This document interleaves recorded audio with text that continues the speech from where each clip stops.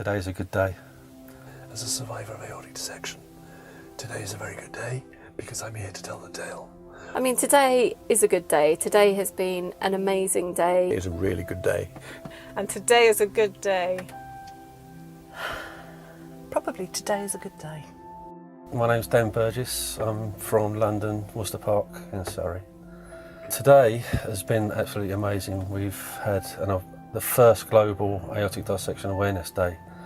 We've had, I think, 9 survivors of aortic dissection down. We've had Heart Research UK, which have been absolutely fantastic with their support. We also had one of the lead cardiovascular, Professor Pepper. When I came out of hospital, I felt alone. I didn't have any idea what a dissection was. I didn't have any support from the hospital, absolutely nothing. It was a pat on the back, off you go, and you beat the odds, it's a miracle. It wasn't until I found others and then got involved. I dissected 13 years ago, so I've been kind of support groups over the last, I'd say, 11 years. And it's been fantastic. We've now got 80 members within the UK and Ireland, and the goal is to get more. I'm Nicola McMeekan, and I had an aortic dissection 5 years ago, in 2011. It took me over 24 hours to get diagnosed, and many other people take longer or not at all. Well, I'm John Greenstreet, I'm from Salisbury in Wiltshire. The number of doctors, I've said I've had an aortic dissection, they go, really? Or some of them even said, oh, I haven't heard of that. I remember something in medical school, but I don't remember what it was exactly. Oh God, it's changed my life. It happened at a bad phase of my life. My wife had just died, and it happened sort of 14 months later when I was living on my own. And it's taken me, it's 4 years ago I had it. And I've just had my last operation two and a bit months ago, but I'm just starting to feel good. My name's Brenda Grumwell and I live in East Anglia. I am so grateful that I'm still here and thankful, and although life was always, every day was well worth living, it's even more so now. It's so precious to me. Today really was the start of something. It's the coming together of everything that's been done over the last few months. I think it's always exciting when you hear the surgeons talk, because it's knowledge of what needs to be done, and for them to be backing what actually needs to happen. I am just hoping that is the big thing that's going to change, that we will start to see people in A&E understanding what an aortic dissection is, people in doctor surgeries understanding what aortic dissection is. I'm Gareth Owens. I'm from Boroughbridge in North Yorkshire. So after I got out of hospital, I knew something very serious and life-threatening had happened to me. I knew that I was facing a long recovery, and I went online to find out more information. And I found the Aortic Dissection Buddies Facebook group and connected with them. And the first thing I became aware of was a bunch of survivors with the motto, today is a good day. And I thought, do you know what? I've got a pulse. Today is a good day. I've been attending the first ever Aortic Dissection Awareness Day. Very significant day for me. I've met the group of people who've supported me through my recovery, and that's been a tremendous experience. My name is Anne Cotton and I live in Warwick. I have experienced a type A aortic dissection in May of last year, 2015. I myself was extremely fortunate to have a junior doctor who had seen aortic dissection less than 2 months before mine. That patient sadly died because they were misdiagnosed and treated for heart attack. That means they thin the blood, and of course an aortic dissection is bleeding, so thinning the blood and emergency surgery are not a good combination. He had a hunch, I don't quite understand why, the way I presented, he said very poorly, and there were certain things about me that made him just stop and question the senior doctor who was looking after me and ask for a CT scan. And that in itself meant that I was diagnosed correctly, taken to a major centre where they could do the correct surgery. And so for me, I'm a very fortunate person because the awareness was there of the doctor that happened to be treating me on a busy Saturday evening in A&E. And I wish, especially when I hear other people's stories, that that was their experience as well.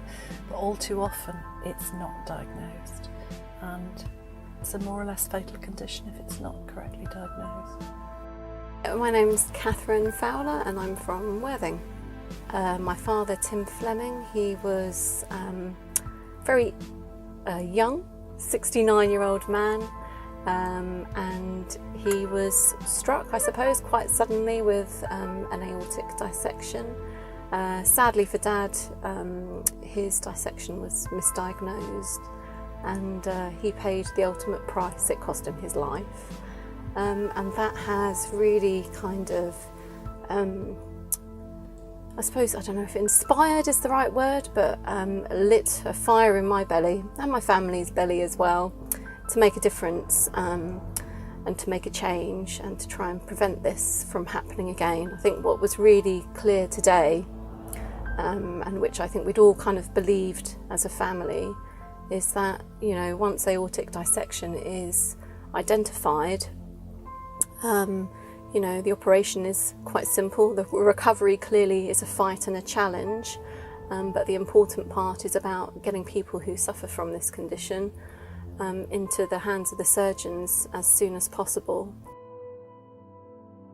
What I really want to happen, I think we all want to happen, is we want to, if we can prevent one person dying, because one person in A&E or somewhere like that recognises aortic dissection and takes the appropriate action. Yes, today's been worthwhile. I'd like aortic dissection to be as well known as stroke and heart attack and all the other, and diabetes and all the other diseases that people know about, for aortic dissection to become known in that way, and then everybody will get more understanding of it. I have a condition called Marfan syndrome. 50% of people with Marfan syndrome suffer from aortic dissection. So doctors, ambulance men need to understand the risk of aortic dissection. And for me, partly today, I want to get the message out there. People with connective tissue disorders like Marfan syndrome are at risk of aortic dissection. And we need to do something, not just to detect that when they turn up in the A&E department, but preventively to screen those people and keep an eye on their aortas. I'm hoping that the future holds some sort of more rules and regulations in A&E for diagnosing dissection. To stop survivors of aortic dissection going through what numerous members of the group went through initially, I think that's paramount. And our dream is to have some kind of diagnostic program within the NHS, especially within A&E departments and maybe first responders of course as well. The thing is, once you come out of hospital, as I say, there's no information from the hospital given, so if anybody that knows anybody or has a dissection itself, it's not just a dissection either, it could be an aortic aneurysm, Marfan's syndrome, they're all connected. And they can get in touch with Aortic Dissection UK Buddies, or if they Google Aortic Dissection Awareness UK, that will flash up and they can then follow the link, get in touch with, I'm going to say me, and the other members that are helping in the team, and they will find support. There is so much power that an individual can have, and even within the group, and I don't think we really even realise what we can achieve yet. You know, I think the field is wide open for us. We know that it's a condition that can be treated, and we know what the issue is. The issue is about identifying that condition in the patients and getting those people into surgery as quickly as possible. So what's next. I think it's really pulling together the people that are passionate and that want to get involved. I'd like to say thanks to Dan Burgess and all the team at HR UK and everyone who worked so damn hard to put this thing together, because I know it's been quite a hard struggle to get it together, and it's been worthwhile, and I've had a great day. Thanks, today's been a good day.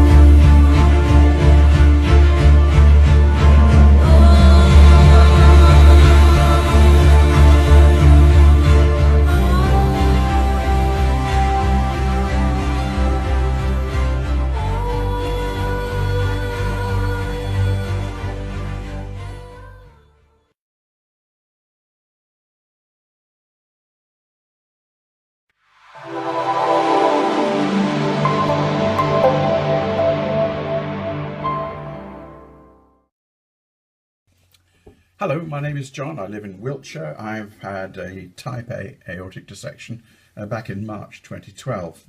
I remember it extremely well. I had been to my local cardiology department in my local hospital on a Monday and been examined, and they had noticed that I've been monitoring a leaking heart valve for quite some time. The doctor said I would need to have a new heart valve fitted probably in a couple of years. She also mentioned at the time that my aorta was slightly dilated, which didn't really mean anything to me. It dissected 4 days later on a Friday. I remember well this feeling of a ripping sensation in my chest, followed by an immediate, really intense headache. I went, the friends took me to hospital, and I was kept in overnight and discharged the next day, but with what the doctor said is a little case of sinusitis because of the headache, which had cleared up by this time, and sent home with a decongestant. I went a whole weekend feeling extremely uncomfortable, went back to my doctor on the Monday, who sent me back to hospital. They did all the tests, echo, they did chest x-rays, and it still could find nothing until a young doctor who came on duty that night in A&E said, I've got a hunch, and he sent me off for a CT scan where it was diagnosed. I'm very lucky to be alive, I think, after 4 days with a dissected aorta. I spent in total 15 weeks in hospital. I had 6 operations, 3 open heart, because I had some complications. I've now got an artificial aortic valve. I've got an aortic graft. I'm on warfarin for life, but I'm very much alive and kicking. I suffer from atrial fibrillation and atrial flutter from time to time, and they treated me with 3 lots of electric cardioversion. And just recently, I've had the second aorta, sorry, not aortic, but a cardiac ablation, which is seems to have worked. Anyway, I'm going to try and keep this short. All I'd like to say is I'm very pleased that Heart Research UK is taking up our cause, because it's a very lonely life here with an aortic dissection.